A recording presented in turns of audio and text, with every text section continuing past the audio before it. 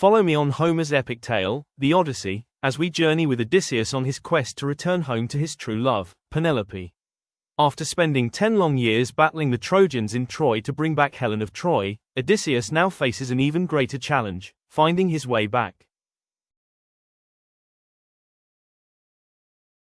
We begin at the fall of Troy and the infamous Trojan horse. With the city in flames and pillaged, Odysseus sets sail with his men and ships, in search of supplies, heading north to Ismara. When they arrive, the Cicons' army who were loyal to Troy attack Odysseus and his men. The tribe is too large to demand supplies from, and a fierce battle drives Odysseus and his crew back to their ships. After barely surviving the battle with the Cicons, Odysseus and his men set sail for their home on the island of Ithaca, but a fierce storm suddenly erupts, battering their ships and sweeping them off course into uncharted waters. By the time the storm passes, Odysseus and his crew have no idea where they are, so they head for shore, eventually arriving at the land of the Lotus Eaters. Lost and confused, they ask the locals for directions back home, but instead of guiding them, the locals gave the crew a lotus flower. Unaware of its effects, the crew began to forget their past lives and felt a deep desire to stay on the island forever. As his men started to drift into sleep, Odysseus realized what was happening, carried his slumbering crew, and escaped, setting off to sea. As they were at sea, they spotted a campfire in the distance and headed toward it with a small group of warriors, bringing wine to trade. When they arrived, they found a cave filled with sheep, cheese, and meat. The crew, starving, began to eat. Suddenly, the cave's owner, a giant cyclops, returned and sealed the entrance with a massive boulder. Without warning, he devoured 2 of the warriors.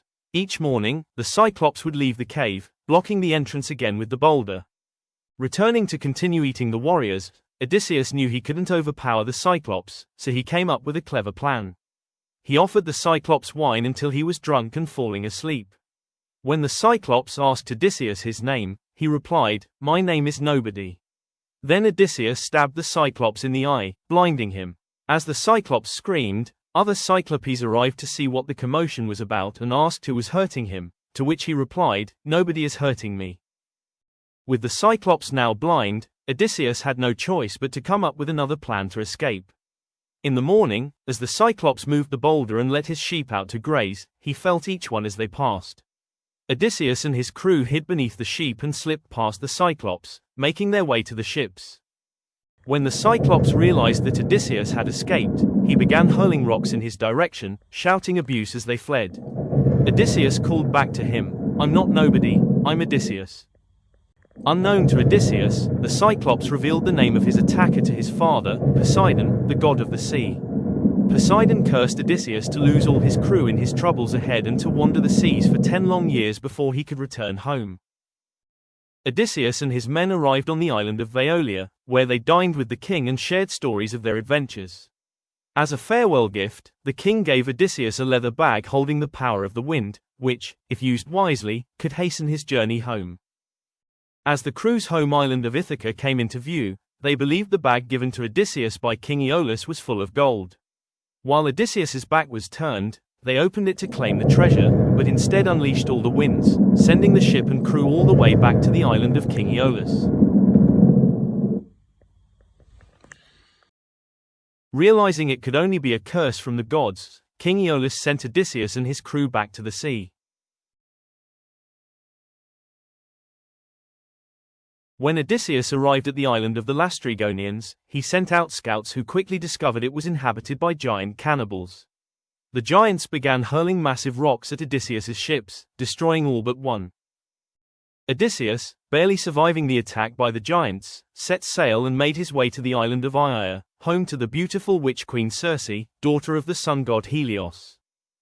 Odysseus split his remaining crew into 2 groups, one heading off to find food while his group stayed with the ship. The first group stumbled upon Circe, who was surrounded by lions and wolves, and she warmly invited them to dine with her. As they ate, they were unaware the food was poisoned. When they fell asleep, they awoke to find themselves transformed into pigs. One crew member, who hadn't eaten at the table, managed to escape and return to the ship to tell Odysseus what had happened. Odysseus set out to rescue his crew, and along the way, Hermes visited him, giving him the herb moly and advising him to slip it into Circe's potion so it wouldn't affect him. While dining with Circe, she was shocked he hadn't changed from his human form. Odysseus then held his sword to her throat and demanded she transform his crew back into humans, which she did immediately. After spending a year with Circe, Odysseus left the island, and she advised him to visit the underworld, before carrying on with his journey home. After traveling west through an entrance of the underworld, he would make a sacrifice to the gods, and consult the blind prophet Tiresias for guidance on how to reach his home of Ithaca. Tiresias the prophet advised that upon reaching the island of the sun god, they must not eat the god's cattle. If they harmed the cattle in any way, death would surely follow. Not long after leaving the underworld, Odysseus and his men began to hear the sound of the sirens, irresistible creatures that lured sailors to their deaths on the rocks. Wanting to be the first man to hear the sirens and survive, Odysseus had his crew bind him to the mast and use beeswax in their ears so they couldn't hear the song. As they sailed past, Odysseus pleaded with his crew to release him, but they couldn't hear his cries. Unbeknownst to him, the sirens were fated to die if a mortal ever survived their song. After surviving the sirens, Odysseus and his crew had to navigate past Scylla and Charybdis, a deadly whirlpool that swallows any ship passing too close, and a many-headed sea monster. Knowing the whirlpool would destroy the ship and kill the entire crew, Odysseus realized he would have to sacrifice 6 of his men to get past Scylla. It was a price he bore with a heavy heart to save the rest of his crew. They soon landed on the island of Phrygia, home to the sun god's sacred cattle. Odysseus warned his men not to harm them, but after a month stranded with dwindling food supplies, the crew waited for him to fall asleep one night and went ahead with butchering the cattle to eat. When Odysseus awoke, he fell to his knees in despair. The fate of his crew was sealed when they set sail from the island. The sun god, angered that they had eaten his cattle, spoke to Zeus about his wrath. In response, Zeus struck the ship with a mighty lightning bolt, killing everyone on board except Odysseus, who had not touched the cattle. After Poseidon's curse had taken effect, only Odysseus survived the shipwreck, clinging to pieces of his vessel for 10 days. He was rescued from the sea by the goddess Calypso, who fell in love with him and begged him to stay on her island. But every night, Odysseus would weep in his sleep for his wife, Penelope. Calypso was jealous of this and kept him captive on the island for the next 7 years. Watching from Mount Olympus, the goddess, Athena, begged Zeus to allow Odysseus to return home. Zeus then ordered Calypso to set Odysseus free, which she did, after helping Odysseus make a raft to help him get home. Upon hearing the news of Odysseus's escape from Calypso, Poseidon created a storm to destroy Odysseus's raft.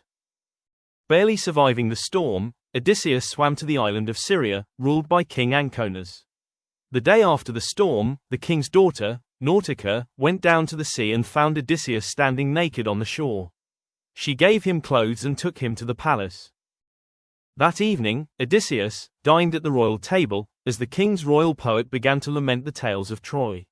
Overcome with grief for the crew he had lost on his journey, Odysseus could no longer hide his true identity. He revealed himself to the king and recounted the story of his long voyage home. The next day, a ship arrived in the harbor, gifted to Odysseus by the king. To the hero of Troy, the king expressed that it was such an honor to have a legend of Troy seated at his table, and he would do all he could to help on his journey home. 20 years after leaving home, Odysseus finally set foot back on Ithaca. Athena warned him that his home was not as he had left it, and that dangers awaited him. She then transformed Odysseus into an old man to disguise him. Penelope, using her charm to remain faithful to Odysseus, despite the pressure from the suitors vying for her hand and his palace, devised a plan. She would marry the man who could shoot an arrow through 12 axes, using Odysseus's bow. With most of the suitors unable to draw the bowstring and the rest unable to fire it, Odysseus took his turn, shooting an arrow through 12 axes. In that moment, he revealed himself to Penelope, transforming from an old man back into Odysseus. Fueled by rage over what the suitors had done to his palace, Odysseus took up his bow and killed all of them. Once the screams faded into silence, Penelope glanced over to the archer. With Penelope falling into the arms of Odysseus after 20 years of waiting, and Odysseus finally being reunited with his true love, Penelope had just one question to ask: "Where have you been, my love?" To which Odysseus replied, "Where do I begin?